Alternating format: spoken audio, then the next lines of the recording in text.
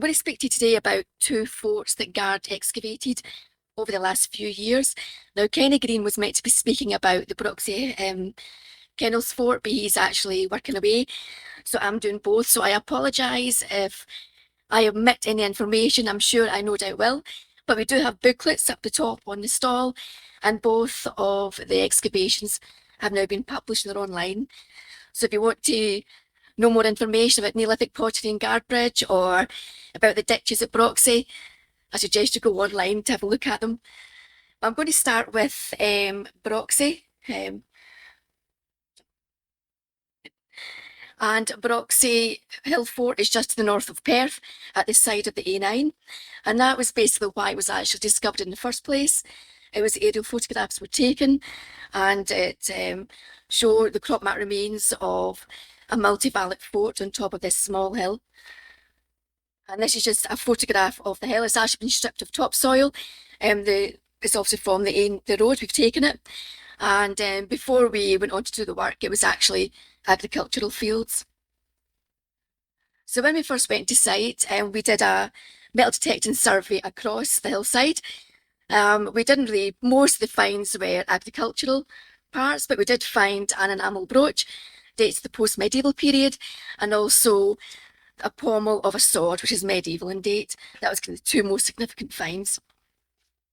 So following that to the topsoil strip across the whole hillside, there is actually, to say now, there is still part of the hill fort remaining to the west. There is a tiny wee bit, but we did excavate most of it. So you can see in the first photograph on the left, you can see the crop mark of the ditches, and there's an entrance to the northeast. And the one on the right side, you can see the ditches. What happened when we first opened up, you couldn't really see the ditches to the south because they were covered in a very, very deep hill wash deposit. But once we actually took that off, you could actually see there was ditches on the south side as well. So there's actually 4 ditches that go around the hillside with a large area in the middle. This is a photograph of the archaeology team digging the ditches in the north side. The south side was actually a lot steeper to dig, but it was really quite an undertaking, digging these very, very deep ditches. And the next photo is just a shot of a couple of the ditches, and you can see that they did vary. Some had evidence of recutting. And what we find, and basically when we did post-excavation analysis, that there was actually 2 phases of use in the hill fort. The first one was, you can see the 2 orange coloured ditches, ditches 1 and 2. They were excavated around about the 6th, 5th century BC. And then we had the 3rd and 4th, and they were a bit later, round about the 4th century BC. During the 4th century, a souterrain was actually dug into a part of ditch 2, which was backfilled. Well, part of it was anyway. And then we had ditch 3 and ditch 4. And ditch 3 and ditch 4, you can see, actually respect the souterrain. So there was a wee bit of change in the actual kind of look, I suppose, of the fort. They kind of go out a wee bit at that side, but the actual entrance to the hill fort always remained to the northeast, and it actually looked onto the River Borth? I'm now getting mixed up. Tay, thanks. My mind just went blank there. So it actually looks over to the river beyond, so there's good transport networks. But when we were doing the actual post-excavation, there was actually features down the south side. You can see the sort of kind of pink colour, and they were actually Neolithic and Bronze Age in date. And we did actually get about 8 beaker vessel fragments and urns from some of these, and also a part of a polished stone axe from Cumbria. We also did get some features that predated the fort on top of it, and that was one of the things about the fort, was that we didn't get very many features on top actually. It was quite sparse in some respects. We'd expected a lot more, I think.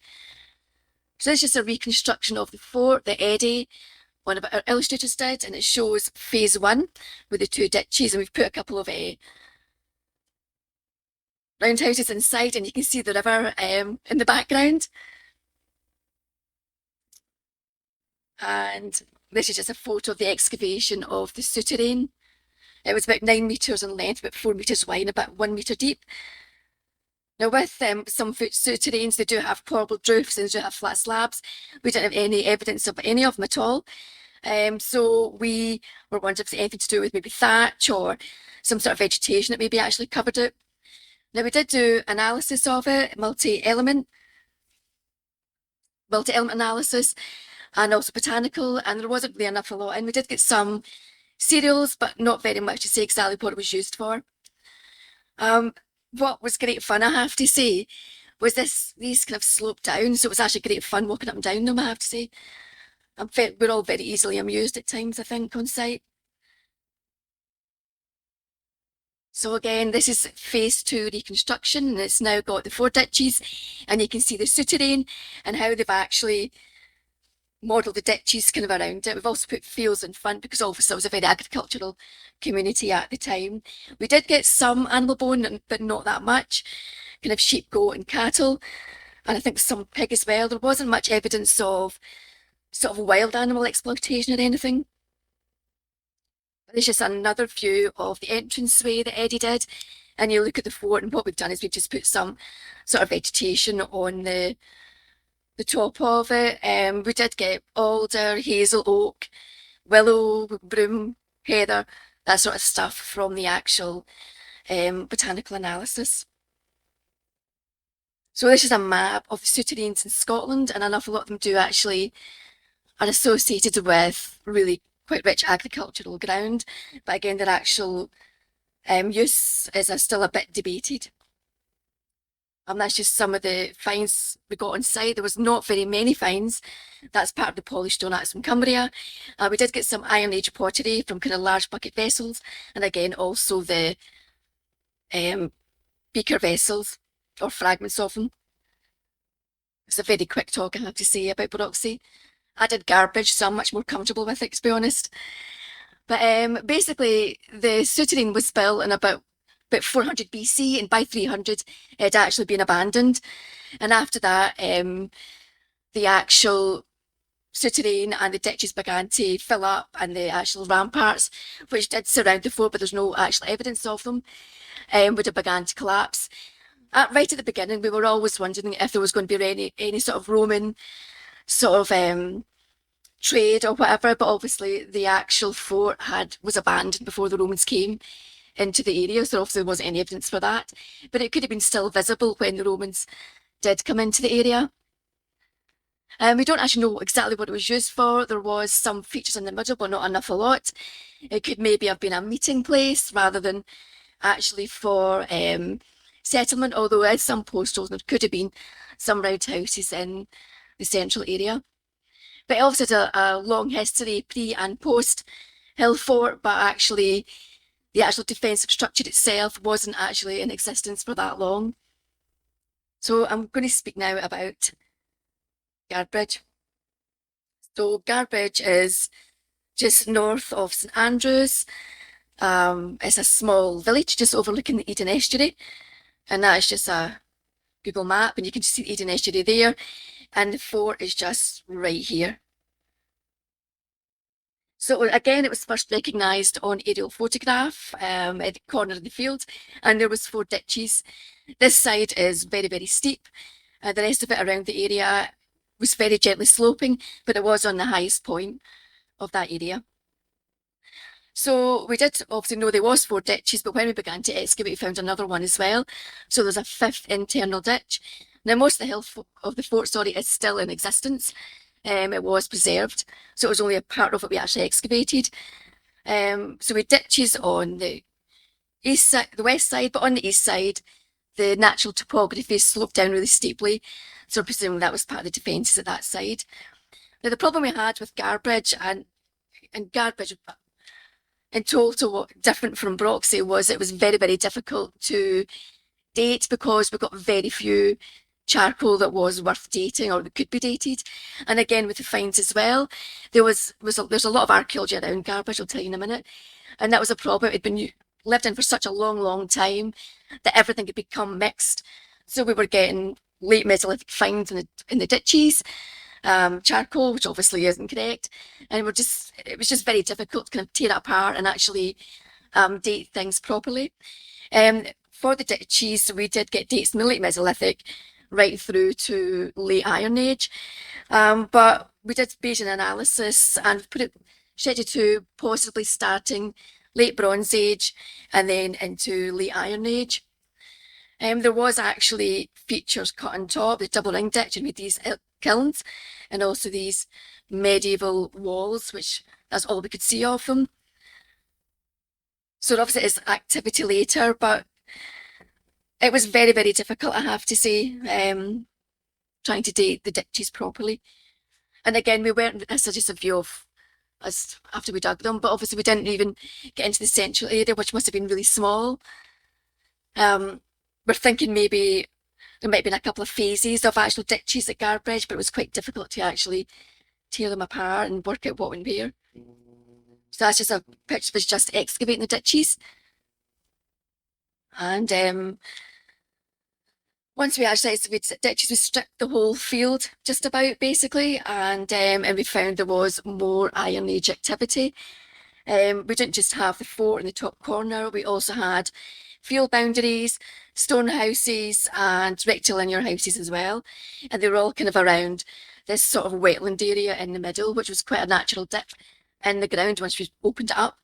And there was quite a lot of peat in the area. So this is just a photo of the stone-built house, really quite wide, thick walls, about 2 meters. There was also paving in the middle, and that dated to the early Iron Age. We don't know where the entrance is because it didn't survive, and that's all we had of it. And that was Eddie's reconstruction of it. I kept calling it a roundhouse, but it's not really round, to be honest. It's actually kind of more oval shaped. So we also had another house, and this dated to the late Iron Age, and this is a rectilinear. It was more similar in kind of shape to the sort of Pitcairn. They get in Fife later on in the 7th and 9th century. And it had this really nice sort of kind of porched entranceway here. Not much in the middle. We did get some charcoal seats, but really not enough a lot to say exactly what was happening in there. But it did date the same period as these field boundaries, which again were late Neolithic, sorry, Iron Age in date. Now just making dates up here. And so we think they maybe were contemporary. And that's just a shot of Eddie's reconstruction of the Iron Age at Garbridge, and you've got the river in the background, whose name I'm now not even going to say because I've now totally forgotten. We did get finds. We got a few fragments of shale bracelet, loom weights, and also spindle whorls, and we did also get Iron Age pottery as well. But the problem with Garbridge, I said earlier on, it was really difficult because it had been used as a place of settlement for such a long, long period of time. And you can see that most of this all kind of respect this sort of wetland area here. So it actually made it really difficult. I actually thought we were digging it, you know, it all came out in the wash, but it was just so difficult. You know, everything was, all the fines, charcoal, everything was all really, really mixed. So it took a lot trying to tease it apart. But we did get evidence of late Mesolithic activity and also Neolithic. The late Mesolithic was a little flint scatter round in this area down here. And we think it's maybe some sort of tent-like structure because it was around a hearth and it had sort of bits that kind of went in where tent poles could have been. So it was described to me. And that's just it here, and this is Eddie's reconstruction of life in the late Mesolithic. Now we did also get some fragments of what Torben Balin thought might be late Upper Paleolithic, fragments of lithic, but we didn't get any dates for that. The earliest was late Mesolithic. So in the Neolithic, we didn't have any evidence of large houses or halls or anything like that. It was mainly pit groups we had on site. We did get quite a lot of Neolithic pottery, which I'll show you pictures of in a minute. We also got what we think might be a mini henge. That is just in the foreground, that is just one of the pit groups that's been excavated. So fine-wise, we've got a lot of pottery, some of the pottery with lugs to hang up. We've got saddle querns, and we also got 3 polished stone axes as well. So we did have activity right through the Neolithic. And then we also got Bronze Age activity on site, and again, that was right through the whole of the Bronze Age. We did get quite a few roundhouses, but again, it was quite difficult because quite a few of them, there was no dating evidence whatsoever. So we don't know if, they were all there at the same time, or it was, one house, then another one house get built later on, then it was replaced. Two of them do overlap, so we're presuming that they did replace each other, and that's them here. And that's just a photo of them. And that's Eddie's reconstruction of life in the Bronze Age Garbage. And we did get quite a lot of Bronze Age pottery. We also got this lovely decorated beaker, and we did get some urn fragments as well, but we didn't actually get any burials. We did have a sort of alignment, some stone-lined pits that had capping stones, but there was no remains inside, so they could have been kists, but not that sure. We also had a very large post-built enclosure. It was about 24 metres in diameter by 27, I think. And this is it here. There was a few possible post holes in the middle, but again, dating wise, we didn't get a lot of information to say if they were contemporary, but that one dated to the late Bronze Age. We just got a couple of dates and post holes around it. I'm going to miss our Iron Age because I've done it already. And then medieval activity, it was mainly kilns. And I'm going to miss the talk later on about medieval kilns because it's been quite interesting to see what your kilns look like. Medieval wise, we did get some walls up by the fort, and this is where the fifth ditch was. You can see how it's collapsed. But we mainly got kilns. The big one here was actually above the ditches, this one, and that dated to the 7th, 9th century AD. And these two were 13th. This was like a double flue kiln, and this one was full of emmer wheat. And they were both 13th century in date. So garbage had a really, really long period of use. And again, like Broxie, they do have their defensive settlements, but pre and post, it was open settlements, so the actual defensive settlements of both is actually from a very, very short period of time. And I've probably missed out most of it, but they're both published online. So if you do want to read more about them and read everything that I've missed out, you can. And there's also booklets up the top on both of them, which are free. So thank you.